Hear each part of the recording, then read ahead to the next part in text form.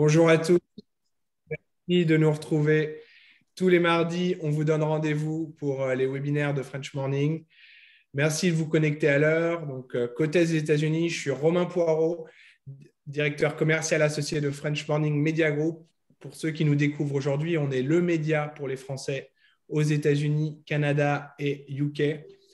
Donc, comme je disais, on vous donne rendez-vous tous les mardis pour des rendez-vous avec des experts, midi côte Est, 18h en France. Et d'ailleurs, mettez tout de suite dans le chat d'où vous vous connectez parce que ça intéresse nos experts d'aujourd'hui. Ils pourront aussi adapter leur discours en fonction de la ville où vous êtes, puisqu'il y a pas mal de règles, vous allez voir. Ils vont vous expliquer ça tout de suite. Donc, on est aujourd'hui avec Eric Toby, qui est le fondateur d'Agora Expat. Il est accompagné par son équipe, Noémie Vermandel et Clémence Jopin. Agora Expat, c'est le courtier en assurance indépendant installé aux États-Unis depuis plus de 20 ans, avec une équipe francophone spécialisée dans le conseil et l'accompagnement des expatriés. Ils accompagnent aujourd'hui un peu plus de 1000 familles sur leurs problématiques d'assurance santé internationale aux États-Unis. Donc, comme d'habitude, le fonctionnement, pour ceux qui connaissent, est assez similaire. Vous êtes un peu plus de 120, vous êtes inscrits sur ce webinaire aujourd'hui. On va faire à peu près 30 minutes de questions. On a reçu quelques questions par mail. Les réponses, normalement, seront dans la présentation. Et puis, comme d'habitude, que vous nous regardiez sur Facebook, LinkedIn ou YouTube, vous posez la question. Moi, j'ai accès, je vois vos questions et je les pose à nos intervenants tout de suite.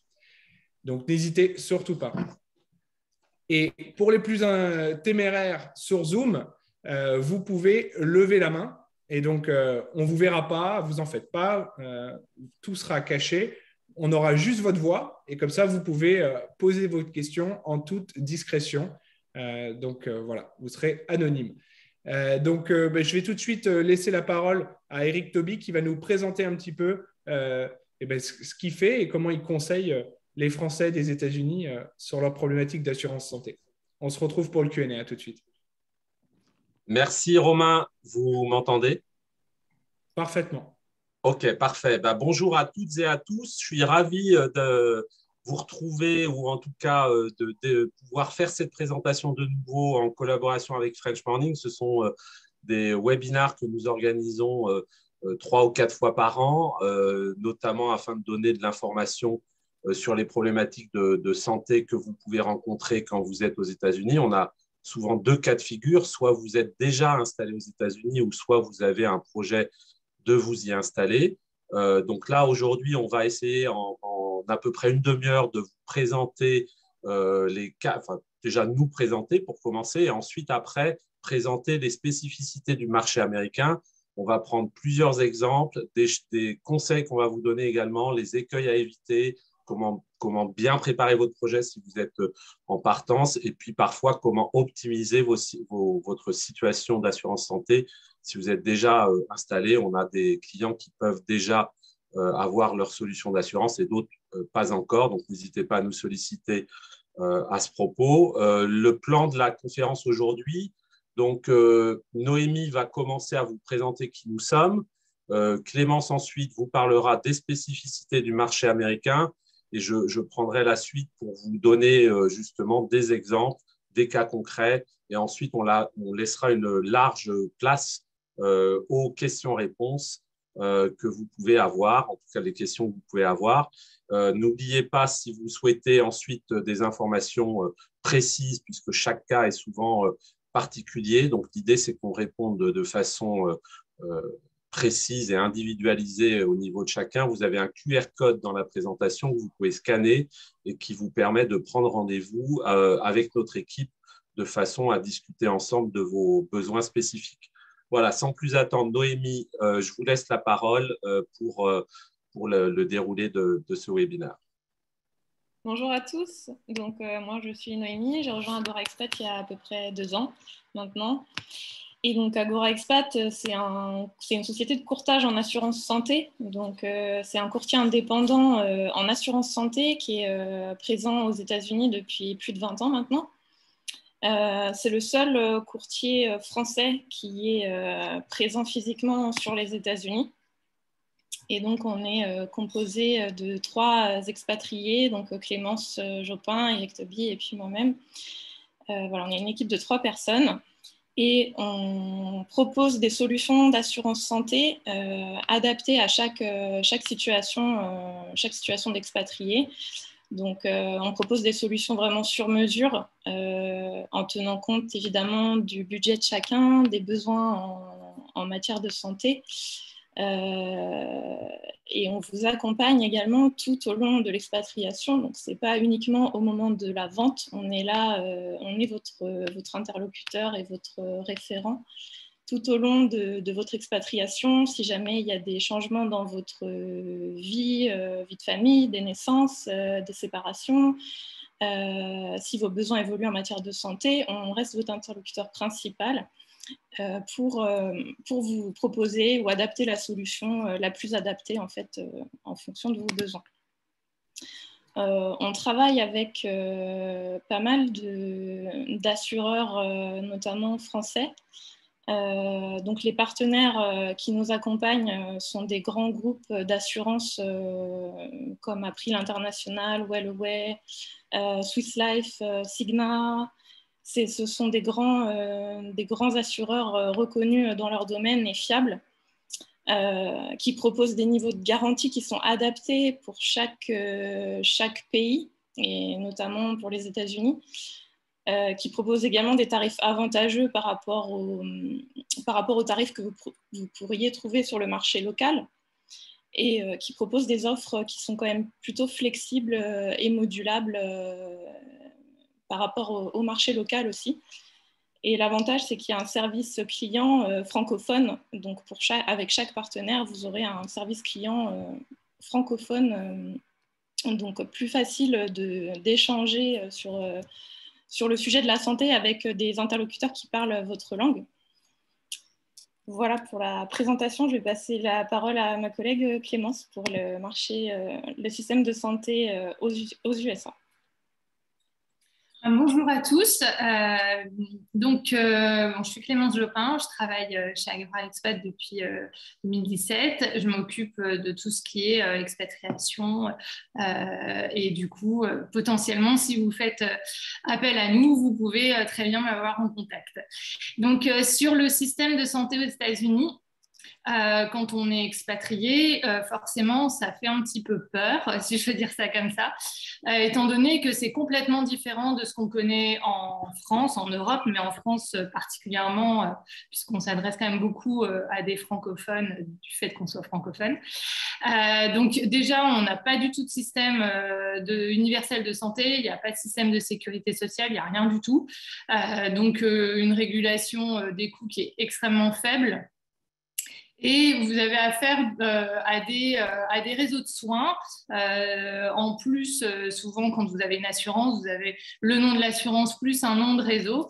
C'est les réseaux de soins qui sont, eux, en plus, qui fournissent des prestations différentes en fonction du réseau. Tous les réseaux n'ont pas les mêmes niveaux de remboursement, n'ont pas les mêmes niveaux de prestations. Donc, ça renforce la complexité du système. Les coûts de santé, c'est clairement les plus chers au monde aux États-Unis, puisqu'encore une fois, le système n'est pas du tout encadré. Donc, les tarifs varient fortement. Parfois, on se demande si ce n'est pas à la tête du client. Il y a des facturations qui sont plutôt obscures. On ne sait pas trop, en fin de compte, comment sont facturés les actes et combien valent normalement un acte. Les coûts de santé, du coup, c'est vraiment un souci premier pour les familles et ça peut être une cause, en effet, d'endettement et de faillite personnelle quand on est mal assuré et qu'il faut payer ses soins. Donc, quand on est français aux États-Unis, comment faire pour s'assurer?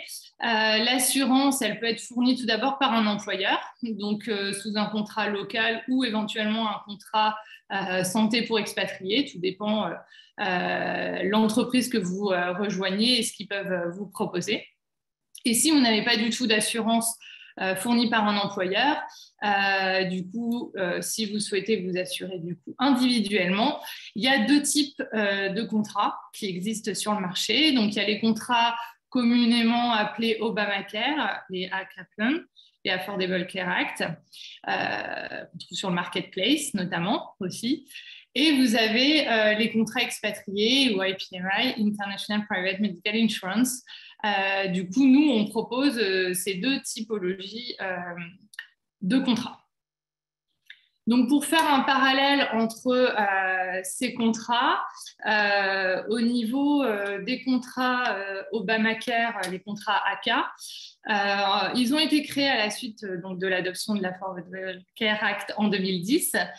Donc, ils sont construits sur un modèle américain. Donc, qui est plus étranger comme type de modèle pour un expat français notamment. Donc, l'avantage, en parallèle, les contrats expatriés, eux répondent aux besoins déjà des expatriés. Donc, tout ce qui peut être en plus les couvertures dans le pays d'origine, etc. Et les contrats sont construits de façon similaire aux contrats d'assurance médicale, les mutuelles, comme on dit, que vous pourriez avoir en France. Donc, vous n'êtes pas du tout perdu dans la dénomination des garanties, la construction d'une assurance médicale. C'est articulé de la même façon. Au niveau du fonctionnement sur les contrat ACA, vous allez avoir 3 types de franchises. Vous allez avoir le déductible, donc c'est une somme à débourser avant que l'assureur n'intervienne, une forme de franchise. Le copayment, c'est une participation qui est fixe et qui s'applique sur les soins obligatoires généralistes et spécialistes. Et vous avez la coinsurance qui reste à charge une fois la franchise atteinte. Donc, c'est forcément un petit peu nébuleux quand on ne connaît pas du tout le système. Et vous avez dans la limite du maximum out of pocket, c'est le plafond maximal de ce qui revient à la charge de l'assuré. Donc, ça combine entre le déductible, copayment, etc. Il y a parfois une somme qui ne peut pas être dépassée et qui ne peut pas, voilà, qui reste un plafond où vous n'avez pas à charge une somme non plus qui dépasserait un certain montant. Et tout ça, c'est rédigé dans le contrat. Sur les contrats expatriés, c'est beaucoup plus simple. Vous avez une prise en charge au premier euro ou au premier dollar. Vous pouvez choisir votre devise. Et la couverture est à 100% des frais réels engagés ou alors dans la limite d'une garantie qui est définie dans la formule que vous auriez pu choisir. Mais du coup, c'est relativement simple. Vous savez comment vous êtes couvert. Vous n'êtes pas obligé de faire des calculs dans tous les sens. Donc, c'est vraiment hyper simple à comprendre. Et vous pouvez toujours ajouter des franchises. Il y a quand même le système de franchise, mais qui permet de maîtriser le coût. Mais voilà, ça, c'est des choses après qui sont, entre guillemets, optionnelles, alors que sur les AK, c'est forcément construit de cette façon-là. Au niveau du coût, sur les contrats AK, on va être en moyenne de 20 à 30% plus cher que les contrats expat. Donc, il y a quand même aussi un avantage pour les expats d'aller sur un contrat expatrié, IPMI. Au niveau des formalités médicales, elles sont relativement allégées sur les contrats AK. En revanche, sur les contrats expatriés, c'est la particularité, c'est que vous avez un questionnaire médical qui est analysé. Et en fonction de vos antécédents médicaux, soit il peut y avoir une surprime ou des exclusions de garantie. Mais ça, c'est analysé au cas par cas. Donc, il n'y a pas de règle absolue. La maternité, qui est un gros sujet aussi aux États-Unis, puisque ça coûte extrêmement cher. Au niveau des contrats AK, c'est inclus. La garantie, elle est totalement incluse et il n'y a pas de période de carence. Donc, on peut dire que pour les familles concernées, c'est un avantage, alors que sur les contrats expat, la maternité est en option. Donc, forcément, ça fait augmenter le tarif. Et il y a systématiquement un délai de carence, qui est minimum 10 mois. Au niveau des formalités administratives sur les contrats AK, on va vous demander votre visa, alors que sur le contrat IPMI, on demande absolument aucune formalité, peu importe le visa ou ce que vous avez aux États-Unis, c'est pas du tout demandé. Et l'âge, qui peut être aussi un frein pour trouver une assurance. Sur les contrats AK, la limite est de 65 ans à la souscription. Et sur les contrats IPMI, ça va jusqu'à 80 ans.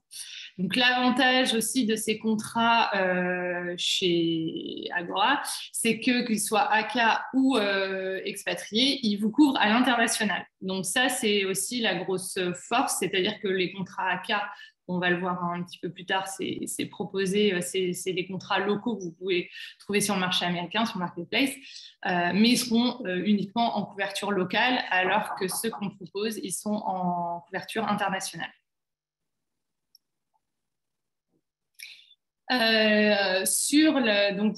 Toujours sur l'assurance aux États-Unis, il y a une particularité sur certains États. Et là, je vais laisser la parole à Eric qui va un petit peu vous présenter ces particularités. Oui, merci Clémence. Alors, je profite avant de parler des particularités de certains États, revenir un peu sur les systèmes que vous avez présentés, Clémence, notamment d'un côté les formes de Affordable Care Act Plan et les contrats EPMI qu'on appelle contrats d'expat au sens large, donc internationaux.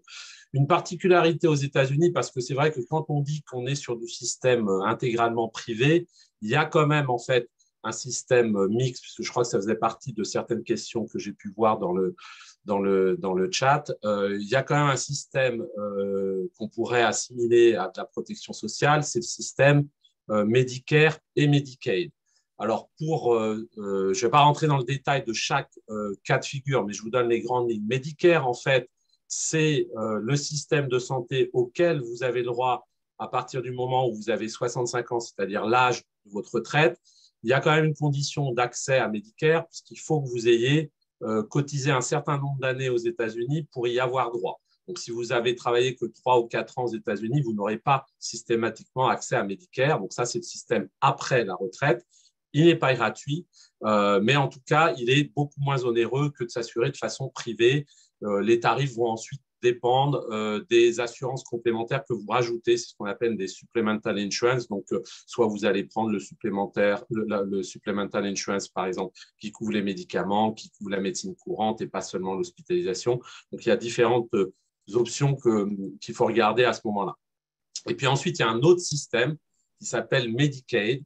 Là, en fait, il est conditionné, il est accessible en fait dès lors que vous êtes résident fiscal aux États-Unis, mais c'est un système qui peut vous permettre effectivement de minimiser le coût de l'assurance, puisque en fait, c'est un système sponsorisé et d'aide puisqu'il est conditionné à vos revenus. Donc, en dessous d'un certain seuil de revenus, vous pouvez avoir accès à Medicaid qui va vous permettre d'être assuré gratuitement. Et puis, système entre les deux, on y reviendra tout à l'heure, parce que la façon dont fonctionne l'assurance santé aux États-Unis, c'est soit vous allez… ce qu'il faut savoir, c'est qu'aux États-Unis, par exemple, vous avez plus de la moitié des assurés, ce qui est sans doute le cas d'un certain nombre d'entre vous, qui ont l'assurance santé proposée par leur employeur. Donc, ce qui veut dire que quand l'assurance est proposée par votre employeur, vous vous souciez un petit peu moins de savoir combien ça vous coûte, sachant malgré tout que l'employeur ne prend pas toujours à sa charge 100% de votre couverture. Donc, s'il le prend à sa charge, c'est au minimum 50%, mais parfois, vous pouvez avoir un reste à charge, en fait, à financer, qui va être prélevé la plupart du temps sur votre salaire, sur votre payroll. Et souvent, quand vous allez rentrer dans une entreprise, on va vous demander de sélectionner différents niveaux de tarifs. Donc, 50%, voire un peu plus des Américains sont couverts par leur employeur. Les autres vont être sous le système justement de Medicare dont on parlait tout à l'heure parce qu'ils sont plus de 65 ans ou Medicaid. Et ensuite, il y a tous les cas de ceux qui n'ont pas d'assurance santé. Et là, effectivement, vous aurez le choix des solutions IPMI dont on a parlé si vous êtes non-US person, si vous êtes français notamment, ou les assurances locales américaines. Et là, en tant qu'individuel, le canal en fait d'accès à ce type de contrat, ça va être ce qu'on appelle le marketplace. Donc, le marketplace, c'est ni plus ni moins une bourse d'échange en fait qui est organisée selon chaque État. Donc, tout dépend d'où vous êtes. C'est pas toujours organisé de la même façon selon que vous soyez par exemple à New York, en Floride, au Texas, en Californie. Chacun régule ce marché de la façon dont il l'entend, avec des acteurs qui peuvent changer. Donc, voilà un petit peu le point avant d'aller un petit peu plus loin sur je vais prendre des exemples de coûts et je reviens sur la particularité justement de certains États. Il y a 6 États en fait qui sont la Californie, le New Jersey, le Vermont, Massachusetts, Washington DC et Rhode Island qui ont remis en place les obligations d'assurance santé. Pour résumer l'histoire, en fait, comme disait Clémence, il y a 10 ans, Obama est arrivé, un peu plus de 10 ans maintenant, est arrivé avec son programme de réforme de santé qu'on appelle aujourd'hui Obamacare, Et donc, du coup, pour obliger les gens, puisqu'un certain nombre de personnes aux États-Unis étaient sans assurance médicale, il a obligé, par une mesure un peu coercitive, si on peut dire, les gens à s'assurer, parce que lorsqu'ils n'étaient pas assurés, en fait, chaque personne pouvait s'exposer au paiement d'une pénalité. Ça a été supprimé, cette pénalité, cette obligation de s'assurer sous l'administration Trump, et ça a été remis en place, notamment par des États où les gouvernements sont plutôt démocrates, on va dire, et c'est le cas de ces 6 États dont on vient de parler à l'instant. Donc, faites attention, si vous êtes résident de ces 6 États, vous avez des obligations, on va dire, en termes d'assurance santé que vous n'avez pas, par exemple, si vous êtes à New York, si vous êtes en Floride, si vous êtes au Texas. Vous êtes libre d'être couvert, pas couvert, et vous êtes libre d'aller sur n'importe quel type de contrat, y compris les contrats qu'on appelle d'expat, qui, eux, ne sont pas des contrats, attention, ACA compliance, donc Affordable Care Act compliance. Je réponds en même temps à la question qui est posée que je vois. Petite précision sur les contrats IPMI, ils sont accessibles aussi aux binationaux, puisque la condition, c'est d'avoir le pays d'origine différent du pays de résident. Donc, si vous êtes binational franco-américain, par exemple, les contrats IPMI vous sont accessibles. Eric, voilà pour la... Oui. Il y a aussi une question sur... tu confirmes qu'il n'y a pas de pénalité dans l'État de la Floride, hein? C'est une question. Exact. Il n'y a pas de pénalité. En fait, en dehors des 6 États que vous voyez à l'écran, vous n'avez plus d'obligation d'avoir une assurance santé.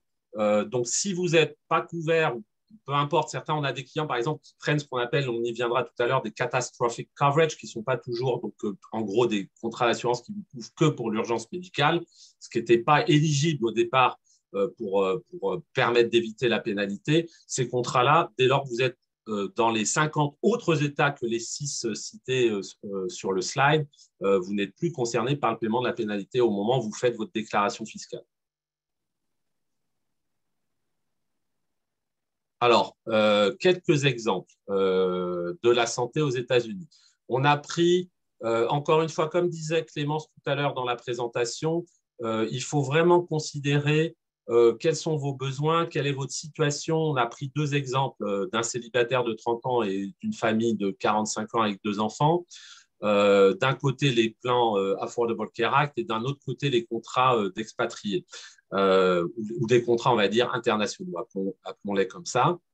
Vous avez effectivement des écarts de tarifs de 20 à 30% qui jouent plutôt en faveur des contrats d'expatriés ou internationaux. Mais attention, comme on en parlait tout à l'heure, Clémence le soulignait, vous avez des contrats, par exemple, dès lors que la maternité, vous souhaitez la couvrir, un plan Affordable Care Act sera sans doute plus intéressant parce qu'il va inclure la garantie maternité. Vous n'aurez pas de waiting period, donc de délai de carence ou de maximum de remboursement, ce qui sera le cas des contrats d'expatriés. Ça, c'est déjà une différence notoire à souligner. Et puis également, sur les contrats Affordable Care Act, si vous avez ce qu'on appelle des pre-existing conditions, donc des conditions médicales préalables à la mise en place du contrat, parfois un plan Obamacare sera plus adapté parce qu'il ne va pas exclure les conditions médicales préexistantes. Alors, sur les contrats internationaux, effectivement, vous avez un questionnaire de santé et par rapport aux réponses ou au passé médical que vous pouvez avoir, parfois, ça peut bloquer l'adhésion ou en tout cas faire l'objet de conditions d'acceptation spécifiques. Donc, c'est vraiment un point. Le tarif, c'est toujours un point auquel on est tous sensibles, mais il faut regarder ce qu'il y a derrière parce que parfois, on a tendance à dire tiens, ça, c'est la formule la moins chère, mais vous n'aurez peut-être pas ce à quoi un produit qui va répondre spécifiquement à vos attentes. Pour revenir sur les tarifs, pour un célibataire, comptez aux alentours de $500 par mois. C'est peut être un peu moins cher sur les contrats internationaux, comme on le disait. Et pour une famille, comptez aux alentours, je vous donne des chiffres assez larges, hein, ça dépend également dans quel état vous êtes, mais l'état dans le sens état de santé et aussi état dans lequel vous habitez. Mais comptez à peu près aux alentours de $2000 par mois pour une famille si vous avez aux alentours de 45 ans avec 2 enfants. C'est à peu près les coûts, on va le voir sur d'autres exemples par la suite.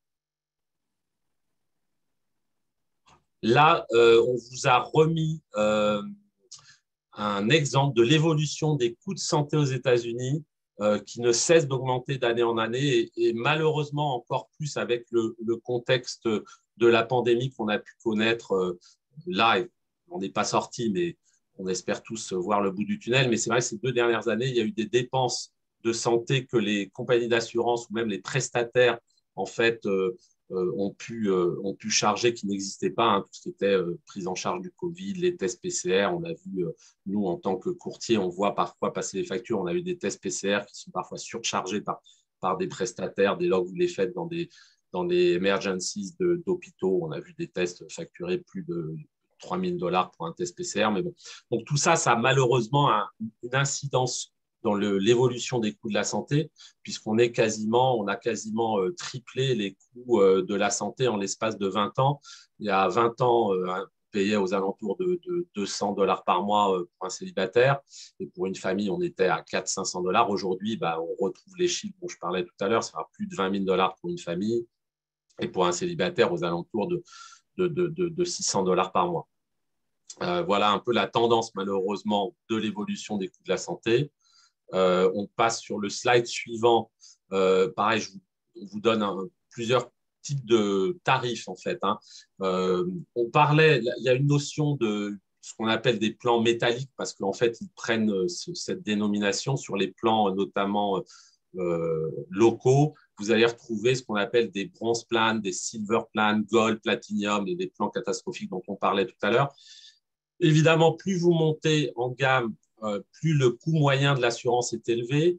Ce qui change entre les différents plans, Clémence vous parlait que sur les plans locaux, vous avez toujours la notion de franchise, c'est-à-dire soit de déductible, de co-payment ou de co-insurance. Donc, en fait, qui est votre part en tant qu'assuré de responsabilité. C'est-à-dire, si vous recevez une facture de médecin, par exemple, de $100, vous allez peut-être avoir un co-payment, donc une participation de $25. Sur certains types de soins, si vous allez en urgence à l'hôpital, vous avez un déductible qui peut être de $500, par exemple. Et la co-insurance, c'est le niveau de remboursement que va effectuer l'assurance. Donc, par exemple, sur des plans bronze, vous allez parfois être sur des niveaux de couverture à 60%. Vous allez avoir un reste à charge de 40%. Sur Silver, vous serez plutôt à 30%, hein, pour simplifier.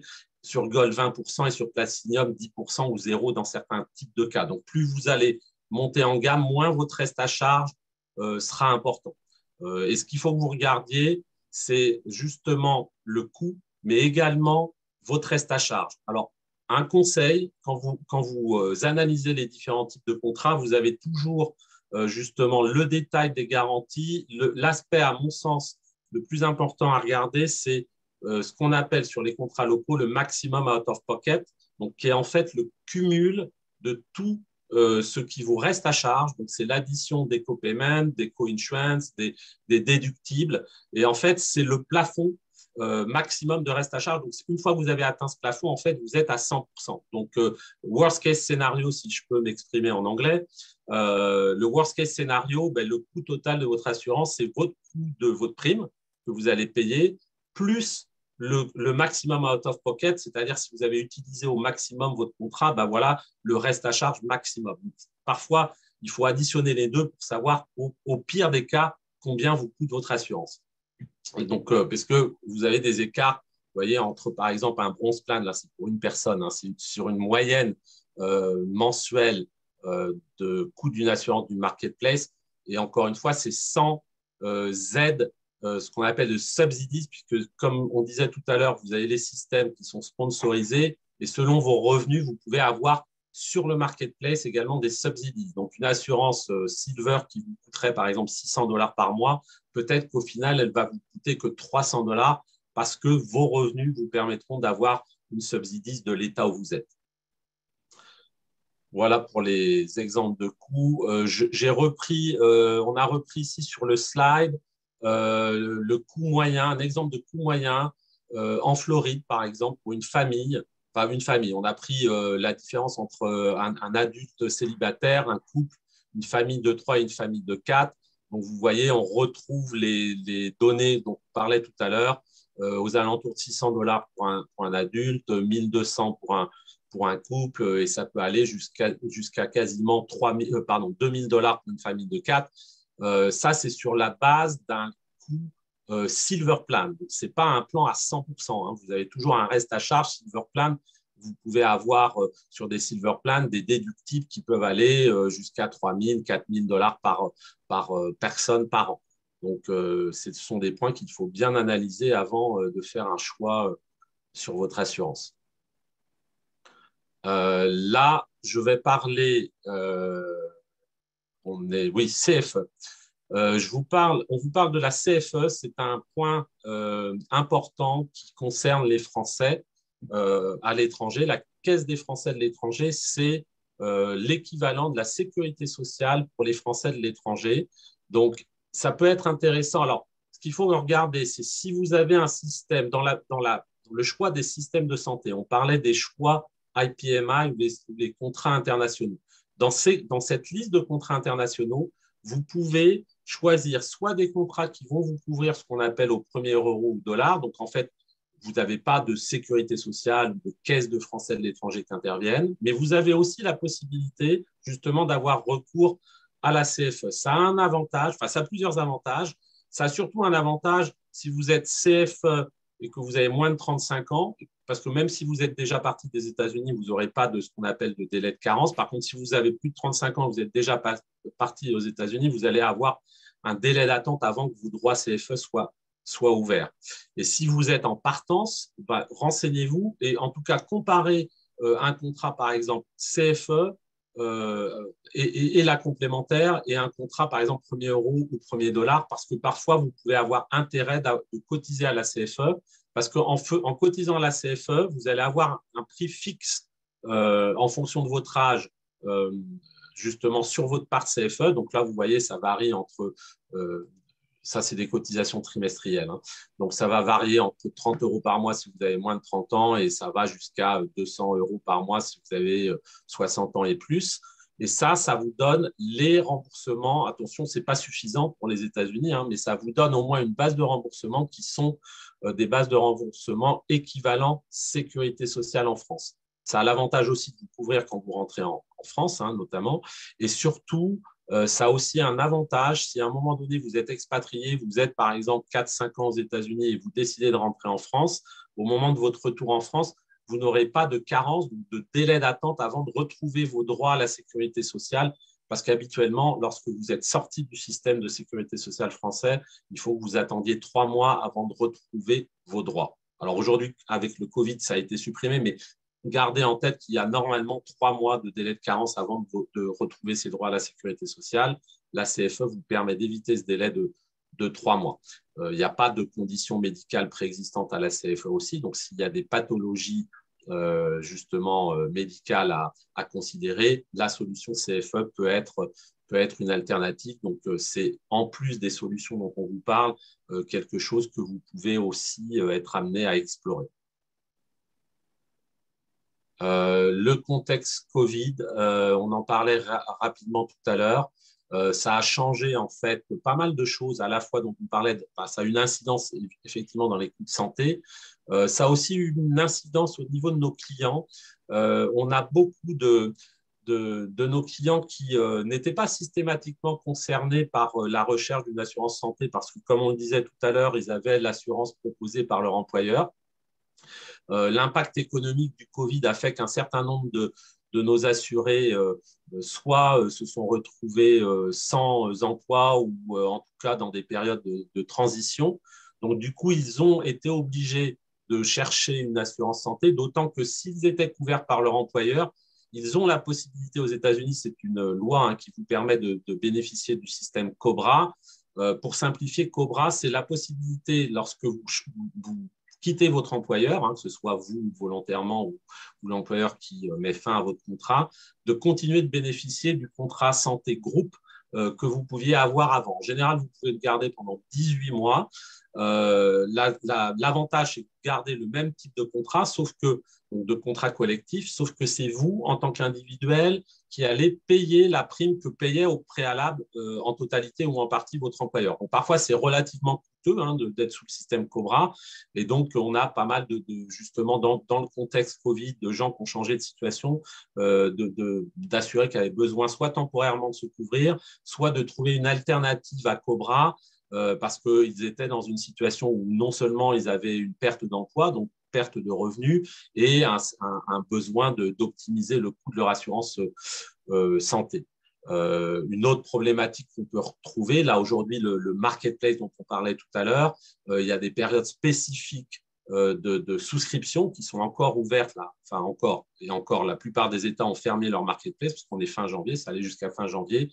Donc, pareil, on peut être contraint de chercher d'autres solutions à celle du marketplace lorsque celui-ci est fermé. Sachez que vous avez ce qu'on appelle des qualifying events, donc des événements particuliers qui peuvent malgré tout vous permettre de rentrer sur le marketplace dans des périodes qui ne seraient pas les périodes correspondant à l'enrollment période qui est généralement de décembre à fin janvier.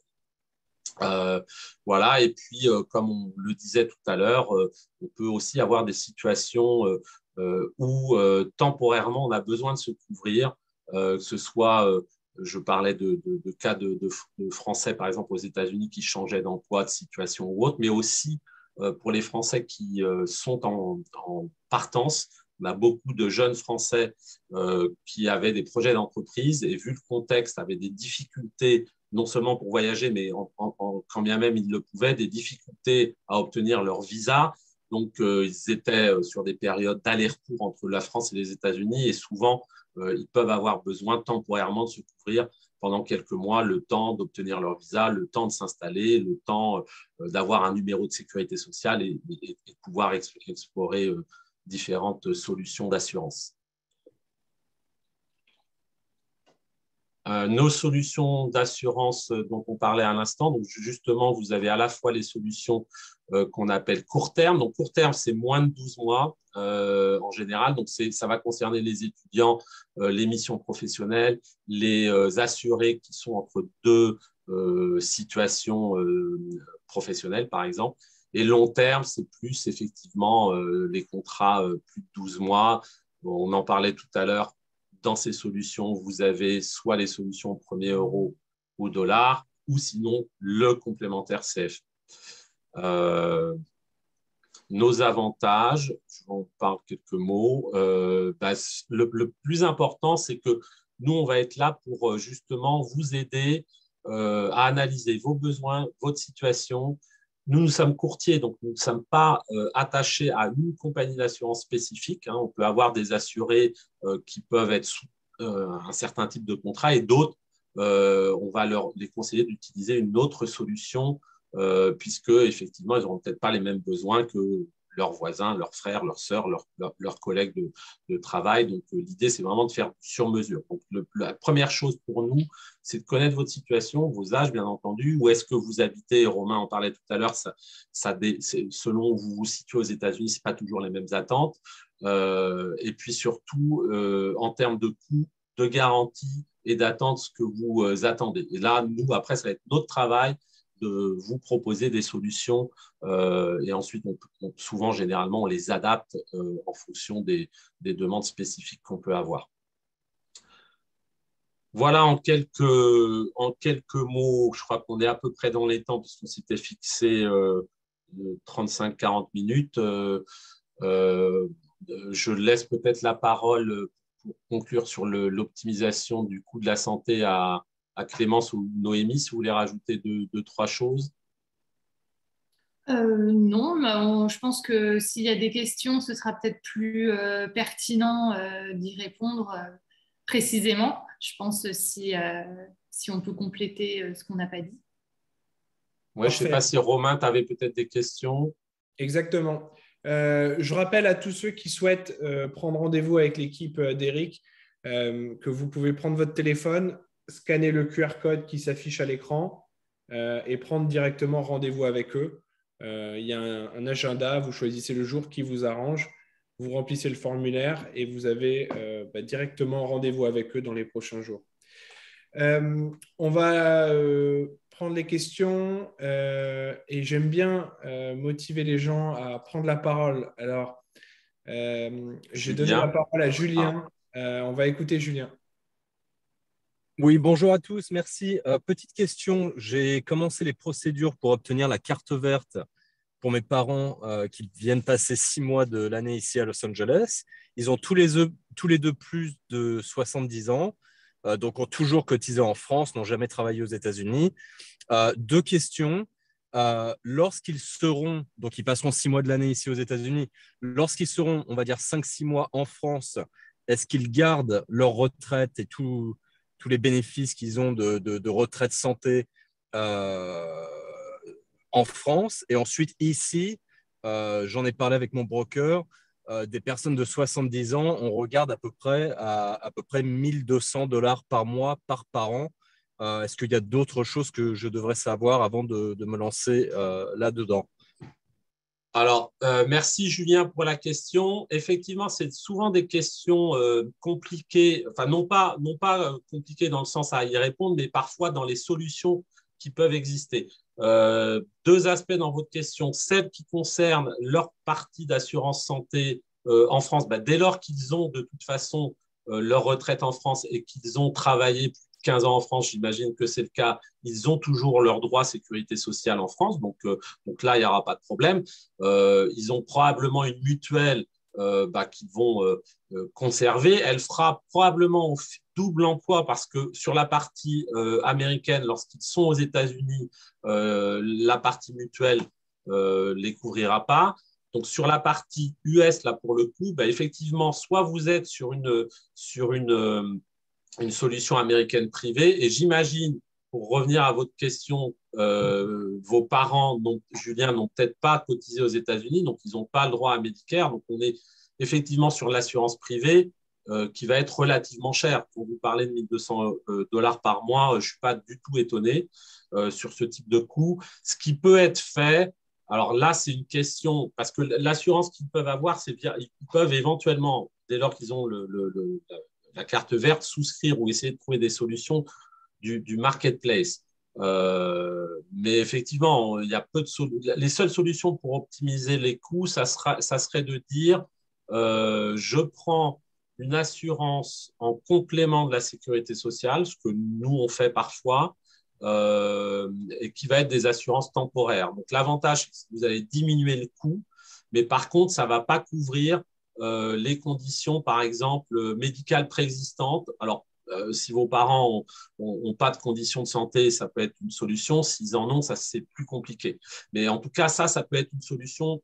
Contactez-nous à ce niveau-là parce qu'on pourra vous indiquer si vos parents, par exemple, prennent une complémentaire juste pour, je sais pas, 5-6 mois, le temps qu'ils sont aux États-Unis, ça sera moins cher que 1 200 $ par mois. Mais par contre, ça ne va pas couvrir les conditions médicales préexistantes. Donc voilà, je ne sais pas si j'ai répondu à votre question ou en partie en tout cas. Parfait. On a Maurice qui demandait qu'en est-il des enfants binationaux qui sont nés aux États-Unis et qui ne sont pas encore binationaux? Est-ce qu'on peut les mettre sur ces plans? Oui.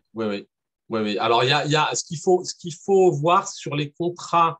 Alors, quand je dis oui, il y a certains assureurs qui ont des âges limites, des âges minimums pour assurer des enfants seuls. Donc, tous les assureurs ne le font pas. Certains assureurs disent si vous êtes un enfant seul, il y a un minimum de 16 ans pour avoir le contrat, ou sinon, il faut être rattaché à un adulte. Mais sinon, c'est possible. Si l'enfant est tout seul, en général, sur nous, les solutions que l'on a, si l'enfant est seul, il faut regarder l'âge. Il y a Maurice qui a levé la main. On peut lui donner la parole peut-être. Oui, bien sûr. Complément. Maurice, si vous voulez juste donner un complément peut-être. Oui, bonjour à tous. Merci pour le webinaire. Je dois vous avouer que j'essaye de l'écouter. Je vois qu'il est enregistré, mais malheureusement, comme bon nombre d'entre nous, je reçois des coups de fil incessants du travail, donc je suis obligé de m'éclipser, etc. Donc, je vois qu'on a répondu plus ou moins à ma question. Oui, moi, c'était 2 enfants qui sont bas âge, moins de 4 ans, pour chacun d'entre eux et qui sont ici. Donc, j'essaie un petit peu de comparer. Mais ma véritable question, c'est par rapport à ces contrats internationaux où j'ai déjà entendu dire que, en fait, un contrat international de protection de santé est généralement limité dans le temps. Alors, il y a bien sûr des remboursements qui se font très, très bien, mais j'ai déjà entendu dire avec des assurances santé, des produits, par exemple, qui venaient du Moyen-Orient, où quand on avait des factures qui étaient assez élevées, on avait les assureurs qui commençaient à regarder sur les durées de vie aux États-Unis et qui pouvaient refuser certains remboursements quand les personnes vivaient plus de 90 jours sur place. Alors, c'était ça qui me causait souci un petit peu parce que moi, quand je suis arrivé aux États-Unis, j'avais un contrat international. C'était vraiment, vraiment pas cher. J'étais en J1, donc c'était vraiment idéal. Et puis au final, quand ma situation a commencé à plus s'établir aux États-Unis, devenir résident fiscal, faire mes tax returns moi-même, etc., ces solutions-là ne s'appliquaient plus. Il fallait prendre soit un contrat local, mais il y avait toujours cette possibilité du contrat international. Donc voilà, c'est un peu ça ma question, c'est est-ce qu'il y a cette limitation de 90 jours ou une limitation quelconque de vie sur le territoire américain pour être couvert où il n'y a pas de limitation. Oui, merci Maurice pour votre question. Alors, pour y répondre, en fait, il y a deux grandes catégories de contrats dont on parlait tout à l'heure, mais je sais que vous étiez entre peut-être des coups de fil. Donc, il y a les contrats qu'on appelle temporaires, c'est sans doute ce à quoi vous étiez habitué, et les contrats qu'on appelle viagers. Lorsque vous êtes sur des contrats d'expat au sens large, en fait, vous avez les conditions d'entrée, d'adhésion, mais une fois que vous y êtes, en fait, la durée de vie de votre contrat est viagère. Il n'y a pas de conditions particulières. Si vous êtes par contre sur des contrats temporaires, l'assureur ne couvre pas le même risque. Donc, elles sont généralement beaucoup moins chères, mais il y a une notion de temporalité. Donc, ce qui veut dire que généralement, ils vont durer 12 mois maximum. Pour les étudiants, ça peut être plus, hein, vu leur cursus, mais en général, il y a quand même une durée prédéterminée. Ce sont des contrats que vous pouvez renouveler, mais au moment du renouvellement, effectivement, l'assureur va exclure les conditions médicales préexistantes. Donc, si vous avez une maladie qui s'est développée entre-temps, ça ne sera pas une solution qu'on va proposer. Ce qu'il faut regarder, c'est est-ce que vous, par exemple, quand vous êtes aux États-Unis, est-ce que vous êtes là pour une durée que vous connaissez temporairement ou est-ce que vous ne connaissez pas la durée? Et si vous ne connaissez pas la durée, le contrat temporaire peut être une contrainte. Il faut bien le regarder. Ce que vous disiez sur les contrats de 90 jours, en général, ça peut être des contrats qui sont souscrits, qui vous couvrent, non pas pour les États-Unis, enfin qui vous couvrent en prenant, par exemple, si vous étiez aux Émirats ou je ne sais plus le pays dans lequel que vous citiez, mais si vous étiez, par exemple, aux Émirats ou même, imaginons, vous êtes en France aujourd'hui, vous venez aux États-Unis temporairement ou autre, en général, effectivement, il y a la notion de 90 jours. Parce que 90 jours, c'est une notion au-delà de laquelle l'assureur va considérer que vous habitez dans le pays. Donc, si on vous couvre parce que vous êtes normalement en France ou aux Émirats, vous venez aux États-Unis, vous serez couvert pour tout ce qui est accidentel, mais à condition, généralement, c'est ce qui figure dans les contrats, que votre séjour n'excède pas 90 jours consécutifs. Parfait. On a Anne-Marie qui nous demandait que se passe-t-il après 80 ans pour un contrat IPMI?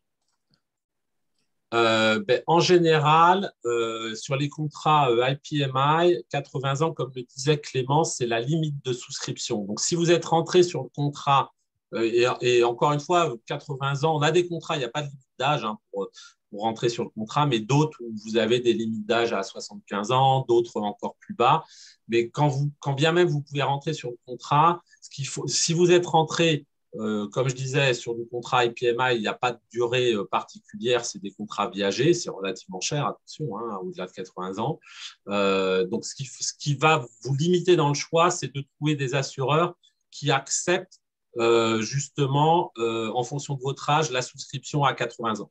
Ce qui quand même limite le choix, hein, pour être honnête. Donc, c'est possible, mais c'est relativement coûteux et il y a peu d'assureurs qui couvrent au-delà de 80 ans.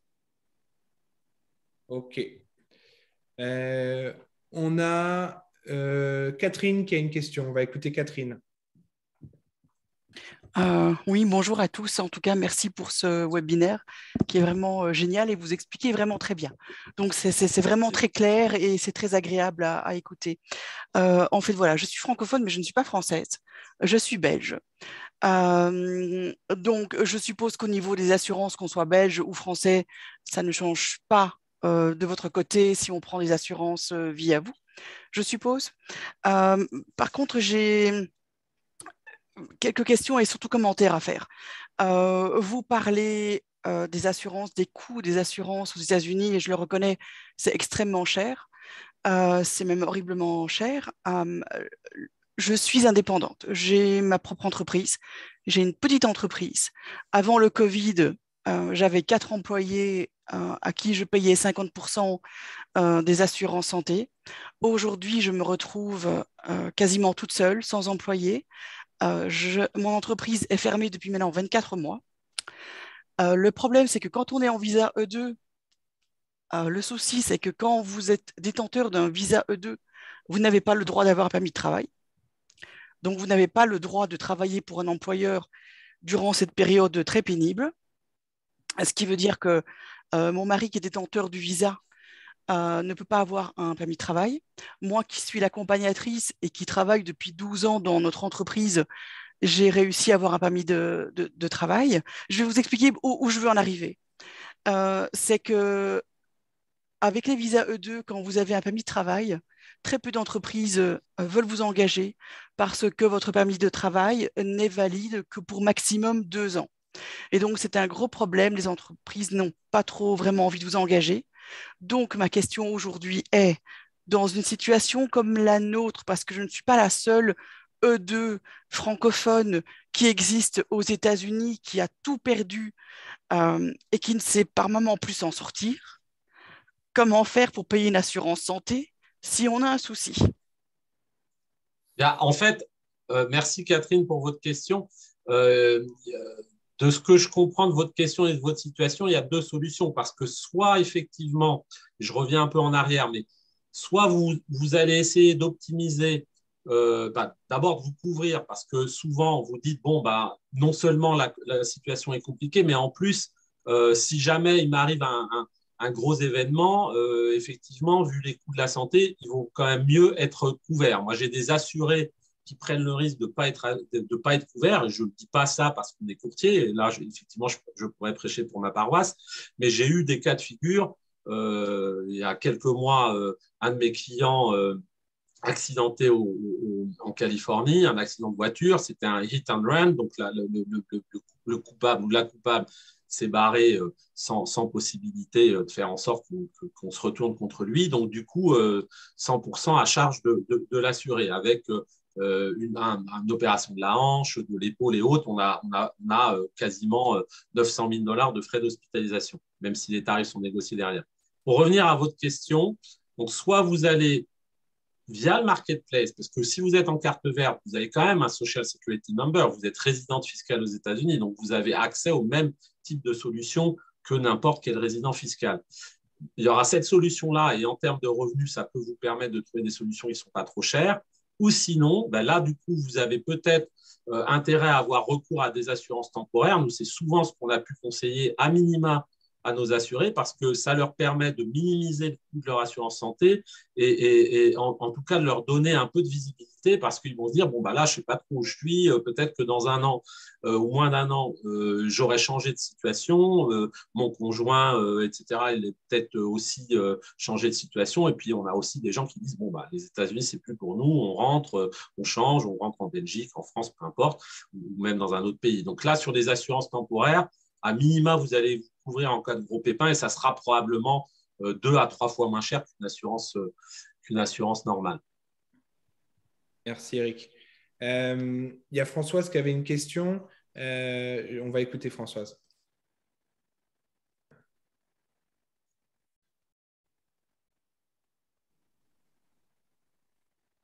Depuis 34 ans aux États-Unis, je suis mariée avec un Américain. Je vais avoir 63 ans, mais je vais prendre ma retraite cette année. Donc, il me reste 2 ans. Donc, je suis au courant de la solution Cobra, mais c'est très cher. Et en plus, donc j'ai très peu travaillé en France, seulement 7 ans. Et on pense peut-être aller habiter en France dans peut-être 2 ans. Donc, pour aussi avoir la sécurité sociale, j'ai entendu ce que vous aviez dit tout à l'heure, et le fait aussi que mon mari est américain, du moment qu'on est marié, est-ce que ça change quelque chose? Est-ce qu'il vaudrait mieux qu'il devienne américain, français aussi, qu'il ait la nationalité française? Alors François, je suis désolé, le début de votre question, je ne l'ai pas entendu. J'ai cru comprendre, j'ai cru comprendre votre question, mais en gros, c'était la question. Votre question, c'était si vous rentrez en France, qu'est-ce que vous pouvez faire, c'est ça? Oui, alors il y a 2 parties parce que je vais avoir 63 ans et je vais continuer à habiter aux États-Unis pendant au moins 1 ou 2 ans. Donc, je ne peux pas avoir un Medicaid, un Medicare, pardon. Medicare. Oui, oui. Mon mari, il a plus de 65 ans, donc il va demander Medicare aussi, parce que pour le moment, il est avec mon assurance à moi par mon employeur. Donc, on est en train de regarder tout ça et quelle est la meilleure solution pour moi et pour nous deux aussi, déjà en restant aux États-Unis, parce que c'est le plus Ouais. urgent pour moi. Bah, pour vous et encore une fois, n'hésitez pas, vous nous rappelez ou on prend un rendez-vous, on en discute dans le détail, mais a priori, de ce que j'ai compris, pour vous, bah, ce qu'il faut regarder, c'est entre maintenant et le moment où vous aurez Medicare, si vous n'avez pas intérêt à prendre justement peut-être une solution d'assurance temporaire sur 1 an ou un peu plus le temps d'avoir Medicare, là, ça peut vous permettre d'optimiser les coûts. Et encore une fois, ça dépend de vos besoins de santé, hein, parce que nous, on va toujours regarder est-ce qu'il y a des besoins spécifiques à couvrir ou pas. Et puis ensuite, après, si jamais vous décidez de rentrer en France, ben là, effectivement, dès lors que vous changez de résidence fiscale et que vous êtes résident en France, vous aurez, vous, en tant que Française, la sécurité sociale. Donc ça, c'est déjà un premier point. Et après, votre mari, si j'ai compris, il n'a que la nationalité américaine. Il touchera sa retraite américaine, donc il aura toujours. Pour votre mari, ça sera peut-être un peu plus compliqué parce qu'il ne pourra pas, s'il a des revenus, il ne sera pas forcément ayant droit pour vous et il n'aura pas forcément le droit à la sécurité sociale. Mais dans ce cas-là, nous, ça nous arrive de couvrir des Américains qui sont en France. C'est beaucoup moins cher qu'aux États-Unis, hein, donc ça reste un coût, mais ça sera le même ordre de coût qu'une mutuelle classique en France. En fait. Merci Eric. Il y a Maurice qui demandait si on peut avoir un lien vers le réseau en Floride que certains de vos assureurs proposent pour savoir, je pense, où est-ce oui, alors, oui, bah ça, c'est pas, il peut nous envoyer un mail. En fait, les réseaux, pour revenir au réseau, comme disait Clémence dans la présentation, nous, en tant que courtier, on va travailler avec des assureurs internationaux qui utilisent les plus grands réseaux. Donc, je vous en donne 3 qui sont les principaux que nous, on utilise, qui sont United Healthcare, Cigna et Aetna. Donc, en fait, on travaille principalement qu'avec on n'en a pas parlé pendant le webinaire, mais on travaille qu'avec des réseaux qui s'appellent PPO. En fait, quand vous prenez la plupart des assureurs, je suis certain que dans l'Assemblée, beaucoup d'entre vous connaissent le système des réseaux, mais la plupart des médecins, quand vous allez les voir aux États-Unis, ils vont vous demander quel type d'assurance vous avez. Ils vont vous dire, et si vous leur dites, moi, je suis chez Cigna, United Healthcare, Aetna, etc., ils vont dire très bien, je fais partie du réseau. Les PPO network auxquels nous, on donne accès, ça a un avantage, c'est que vous êtes libre d'aller voir la plupart des assureurs avec lesquels on travaille, d'aller voir n'importe quel médecin, y compris à out of network, donc en dehors du réseau. Et sur du PPO network, vous n'êtes pas obligé de passer par ce qu'on appelle primary care physician, c'est-à-dire un traitant si vous voulez aller voir un spécialiste, par exemple. Donc ça, c'est quand même un avantage. Pour répondre à la question, il nous adresse un mail, on lui envoie, mais ça dépend du choix. Je ne sais pas si le monsieur est déjà couvert ou pas, parce que après, nous, quand on fait une proposition d'assurance, on va, par exemple, si on dit, tiens, voilà, on vous propose Aetna, on va envoyer le lien du network avec lesquels on travaille, ce qui va permettre à l'assuré de regarder si, par exemple, il a des médecins, s'ils sont dans le réseau ou pas dans le réseau. En fait. Parfait. Alors, on va devoir clôturer dans 2 minutes. J'espère qu'on a répondu à un maximum de questions. Je vais prendre une dernière question. Voilà, donc c'était une question anonyme qui était: auriez-vous des estimations du coût moyen d'une mutuelle complémentaire à prendre en plus de la CFE, puisque les taux de remboursement de la CFE sont très faibles et ne suffisent pas pour les États-Unis. Oui. Donc, coût total CFE plus mutuelle est-il alors équivalent au tarif des contrats internationaux IP-EMI? Oui, alors en fait, cette question, elle est intéressante parce que je vais donner un exemple mathématique. Je suis assez cartésien en général et je pense que ça va aider l'auditoire à bien comprendre. En fait, quand vous êtes sur un contrat IPMI, dont on parle, donc vous avez les deux possibilités. Vous avez les contrats qu'on appelle premier euro ou dollar, ou les contrats qui interviennent en complément de la CFE. Il n'y a pas de différence en fait dans leur fonctionnement.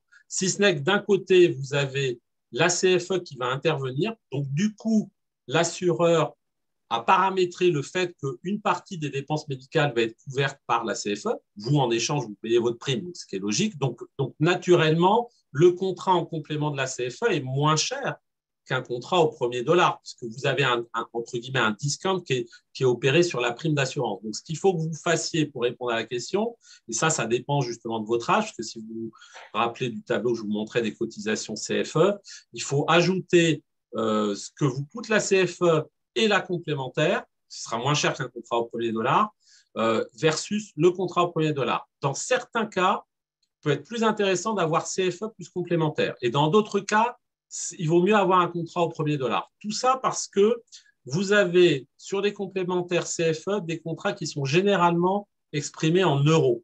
Alors que sur les contrats qui interviennent sans la CFE, on a des contrats qui peuvent être en dollars. Donc, il y a aussi l'aspect de taux de change qui joue. Il faut considérer ça, et il faut considérer, pour revenir sur la CFE, que si par exemple vous avez plus de 35 ans, vous êtes déjà aux États-Unis, vous n'êtes plus dans le système de santé français, vous allez avoir une franchise, un délai de carence de 6 mois, donc il va falloir que vous payiez votre cotisation CFE pendant 6 mois avant d'y avoir droit. Donc il faut aussi l'intégrer dans le calcul. Donc, on est là, nous, pour refaire les calculs et vous conseiller est-ce que c'est intéressant, pas intéressant, etc.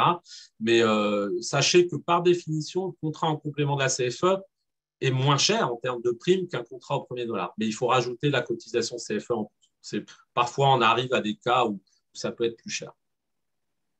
Parfait. Merci, Eric.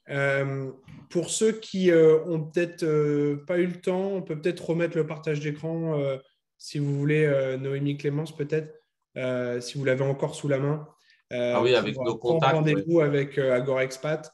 Voilà, donc là, vous avez les contacts. J'ai aussi mis l'email d'Eric au cas où, si vous n'arrivez pas à scanner le code. C'est comme au restaurant, vous prenez votre téléphone, vous passez sur le code et là, vous arrivez directement sur leur prise de rendez-vous. Vous choisissez le jour qui vous intéresse. Oui, ou sinon par email, contact@agoraexpat.com. C'est le plus simple à retenir en email, en tout cas. Voilà. Merci à vous trois d'avoir pris le temps de nous expliquer tout ça. C'était très bien expliqué, comme l'a dit une auditrice auparavant. Merci de nous avoir suivis jusqu'à la fin. On vous donne rendez-vous donc tous les mardis, midi côte est des États-Unis, 9h côte ouest, 18h en France. La semaine prochaine, mardi 8 février, on va parler de acheter à Los Angeles avec des experts en immobilier, en assurance maison et en financement de prêt. Merci et retrouvez-nous tous les mardis. À bientôt sur French Morning. Merci à toutes et à tous. À bientôt. Au revoir.